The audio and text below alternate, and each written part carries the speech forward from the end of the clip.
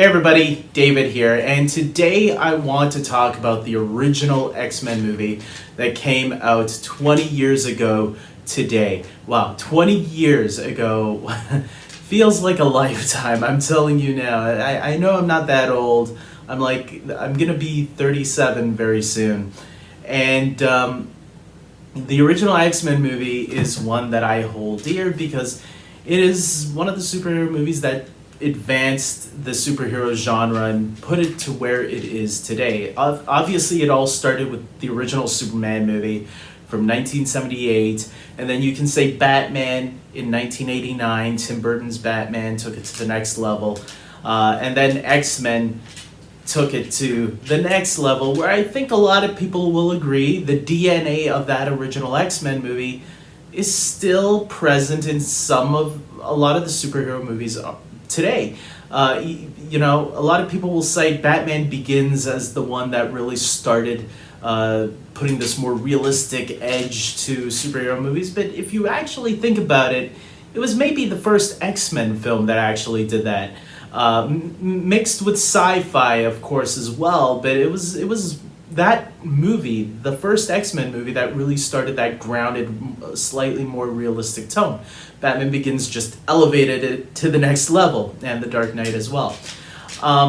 With that being said, I want to talk about my experiences watching this movie because, I did a review on the original X-Men film, and so if you want to know my full review of that, you can go and check that video out. This movie in particular, I want to talk about when the movie first came out. I remember when the trailers were popping up. I wasn't the biggest X-Men fan, but those trailers did grab my attention. And I never cared too much for the animated series from the 90s. I was more into the Spider-Man animated series and a lot more of the DC stuff than I was in the X-Men stuff. There was a cool Sega Genesis game of the X-Men, I remember, based off that 1992 cartoon, I believe, that I remember was pretty cool. But other than that, I wasn't the biggest X-Men fan. I became an X-Men fan with this movie that came out. And obviously nobody knew who Hugh Jackman was at the time. So for me, I was just like, okay, it's Wolverine. I didn't understand that he had to be shorter than what he was for a lot of people. And the colored tights never really bothered me. I actually liked the leather outfits that they had in the movie. And then later on, they would kind of use that in the Ultimate X-Men comics, which were the X-Men comics that I had actually began to read right after the film came out. And my first cartoon was actually after this. It was X-Men Evolution. I preferred that cartoon over the 90s cartoon.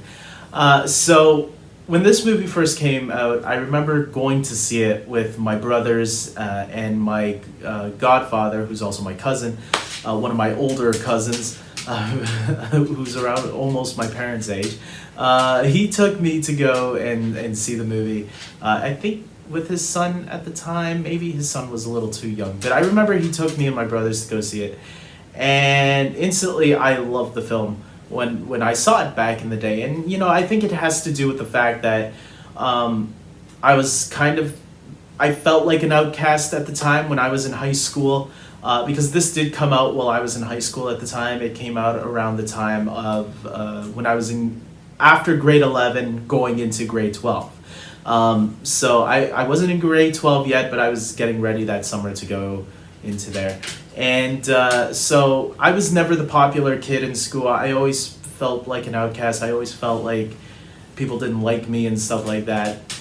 And I know some people made fun of me for being the shy kid, but hey, that's what life is. And so in that aspect, I think that's why I connected to the film quite a lot. I know a lot of people use, it was based, when Stan Lee and Jack Kirby wrote the comics, there was a lot of the idea of racial discrimination there. And then obviously Bryan Singer, being a gay man, added the LGBTQ side of things, where they would be treated because gays were discriminated against as well, and still are today, and racial discrimination is still a thing too, and I think that's why the X-Men really relates to a lot of people today.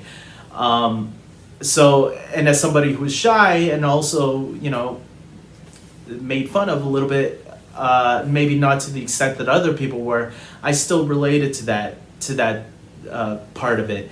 And so when the movie came out on DVD later that winter, I remember as soon as I bought the DVD, I faked sick the next day and watched the movie not just once, twice in a row, because I really was fascinated with it up to that point. I think it was my favorite superhero movie when it came out, and I considered it, and I was becoming a superhero fan by that point. I had bought all of the Batman movies, including Batman and Robin, on VHS, as well as the Superman movies, including Superman 4: The Quest for Peace. So I was already becoming a fan of those type of films, and so when I saw X-Men, it definitely made it on the top of my list. Obviously, 2 years later, it would be topped by its sequel, X-Men 2, X2, X-Men United, as well as Spider-Man 2, with Tobey Maguire fighting Alfred Molina as Doc Ock. And then we would get so many more. Batman Begins and Dark Knight and Superman Returns, Man of Steel, whatever. The MCU, it paved the way for all of that. And it couldn't have happened, I think, without this original X-Men movie, because this is definitely where the superhero bubble bursted. Or started to grow. Because I even remember one of the producers of the Spider-Man movie, I believe, said that if X-Men had failed, Spider-Man probably wouldn't have happened. Because Marvel was going to go bankrupt in the late 90s, early 2000s. So the fact that they were able to make a successful movie shocked a lot of people in Hollywood, and a lot of people clearly inspired by it. So they did a really good job, and I think that's all I have to say about it, right? Look, by the way, when I talked about me skipping school to watch a movie, you should never do that. It was bad that I did it back then, but I was someone that didn't really love school back then, and I was young and stupid. And I faked sick quite a lot because I was never comfortable at school.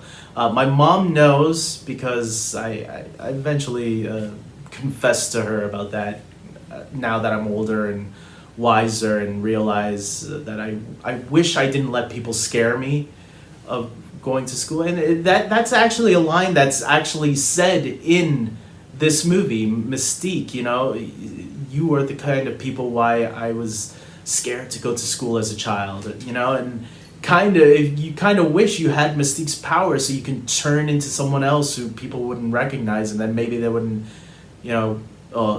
put you as a target. But look, as we get older, that's why we hold on to things like this to help us grow and help us understand ourselves and other people out there. So tell me, guys, what are your thoughts of this movie that just turned 20 years old? Do you still love it? I think it's a little outdated in terms of special effects and some other areas, because I think there are a lot more superhero movies today that have topped it. This is not even in my top 10 anymore. This is probably in my top 25, top 30. I don't know. It's dropped quite a bit because we've gotten so many superhero movies that have come after this.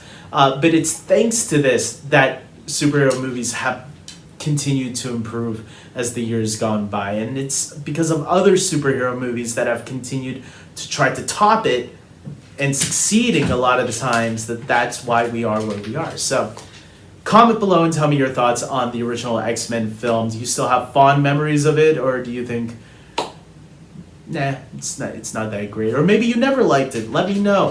And with that being said, I hope you guys liked this video. Please subscribe to my channel, and until next time, take care.